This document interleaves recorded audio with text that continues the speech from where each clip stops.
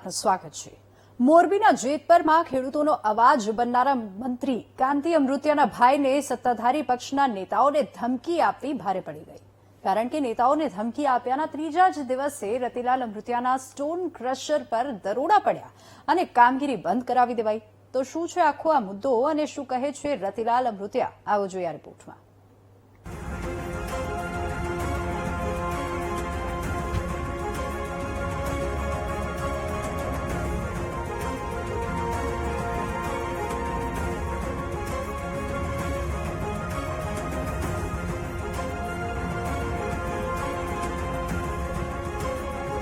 ખેડૂતોના હક માટે હવે કાંઈ પણ કરવા માટે હું તૈયાર છું। ધમકીઓ આપનારા અને નેતાઓ મંત્રીઓને 108માં મોકલવાના છે। આવું અમે નહીં તો કોણે કીધું તે સાંભળો। એક પણ અને કોઈ ધમકી કોઈને આપી હોય, કોઈને ફોન નંબર હોય તો મને આપી દેજો। એવો કયો ફરી ધમકી દેવા વાળો પેદા થયો? અમારા ઘરમાં થાંભલા કરી કે અમે તમારા ઘરમાં નહીં કરી કરવું ને। અને જે આ મિનિસ્ટરો, આ જેમાં ધારાસભ્યો બધાય મારા દીકરા ઢોરા જેવા થઈ ગયા। ખબર હોય તો ઘરે આવીને પાણી પીએ, ખબર છે આખો દી તરવ મારીએ, અહીંયા આટો મારી બાજુ હોય ઉલટી કરે। હવે એને ઉલટી તો શું આવે, જબા ફાડવા હે એટલે નથી મૂકવો। જો ખેડૂતનું વળતર પૂરું ન મળે એટલે જે મિનિસ્ટરો લાલ ગાડીમાં રખડે ને 108માં ઘાલવાય, બાપને આમ કઈ ગાળવા હે। હવે કોઈની શરમ નથી રાખવાની। આ છે મોરબીના ધારાસભ્ય અને કેબિનેટ મંત્રી કાંતિ અમૃતિયાના ભાઈ રતિલાલ અમૃતિયા, જેઓ જેતપર ખેડૂત આંદોલનમાં ખૂબ એક્ટિવ રહ્યા અને 3 દિવસ પહેલા જ ખેડૂત આંદોલન પાર્ટ 3ની બેઠકમાં તેણે આ ભડકાઉ ભાષણ આપ્યું અને નેતાઓને લાલગાડીમાંથી 108માં મોકલવા સુધીની વાત કરી।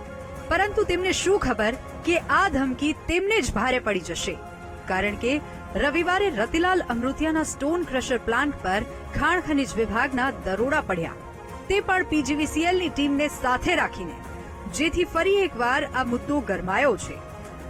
રતિલાલ અમૃતિયાએ તો ફરી એકવાર ધમકી ભર્યા સુરમાં જ જવાબ આપ્યો, તો પાટીદાર યુવા નેતા મનોજ પનારાએ પણ આ કાર્યવાહી સામે સવાલો ઉઠાવ્યા છે। સરકારે અમને દબાવવાનું ચાલુ કર્યું, અધિકારીઓ બધે મોકલો, છતાંય હું તમને કહું, તમારે જે થાય જે કરવું હોય કરી લેજો, બંધ નહીં થાય। આજે કયા વિભાગના અધિકારીઓ આવ્યા હતા ને કેટલાક અધિકારીઓ શું પ્રક્રિયા કરવામાં આવી? એ આવ્યા હતા તપાસમાં, રોયલ્ટી, ખાણ, તમે કેટલું ઓલું કરો। એટલે મારે તો અહીંયા કેમેરા છે, જેટલી ગાડીઓ મારે ભરાય રોયલ્ટી સાથે જ જાય, જેટલો માલ આવે એ રોયલ્ટી સાથે જ આવે। મારે કઈ ખોટું કોઈ સરકારને નથી જોતું અને કર્યું નથી અત્યાર સુધીમાં। કોઈ દી મેં ખોટું કર્યું અને કોઈનું મેં કોઈ દી લીધું નથી। અને મને જે મળે એમાંથી હું જીવવા વાળો, મારે ખેતી હારી 5 વીઘા બધી રીતે મારે સારું, એ કઈ ઉપાધિ નથી। છતાંય તંત્ર દબાવવા માંગે, છતાંય જેને જે કરવું હોય ને દબાવવાનું માંગતો હોય ને તો પછી હવે અમે તો હાવ ઓલાઈ કે હવે અમે દબાઈ એમ નથી। તમારે તંત્રે જે કરવું હોય ને જે કરવું, હું મારી રીતે કાયદેસર હાલવા વાળો કાયદેસર છું અને જે કરવું એ કરે। છૂટ જેને મોકલો એને, પૂરી હોય તો પૂરી દઈએ, જે કરવું હોય ને હવે તમને છૂટ આપું અને હવે હું આ શું થવું ને તમને દેખાડું। આજે આ સરકારને કહેવા માંગુ છું કે તમારી આ નીતિથી આંદોલન નહીં દબાય, તમારા આ પ્રયત્નોથી આંદોલન વધુ મજબૂત બનશે। અમે બધા જ કિસાનો ગુજરાતભરના કાળુભાઈ અમૃતિયાની સાથે છીએ।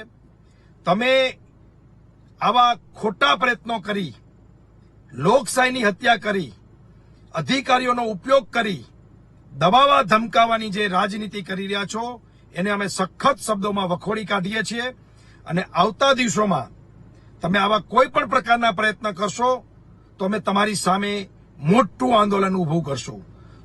નેતાઓ અને મંત્રીઓ વિરુદ્ધ બફાટ અને ધમકી ભર્યા સુર ઉગામ્યા પછી ખાણ ખનીજ વિભાગની કાર્યવાહી થઈ તે સૌથી મોટો સવાલ છે। જો કે હવે આ મુદ્દો કેટલો લંબાય છે અને આ રેડ પછી રતિલાલ ખેડૂત આંદોલનમાં કેટલા એક્ટિવ રહે છે તે જોવું રહ્યું। Bureau report, VTV news.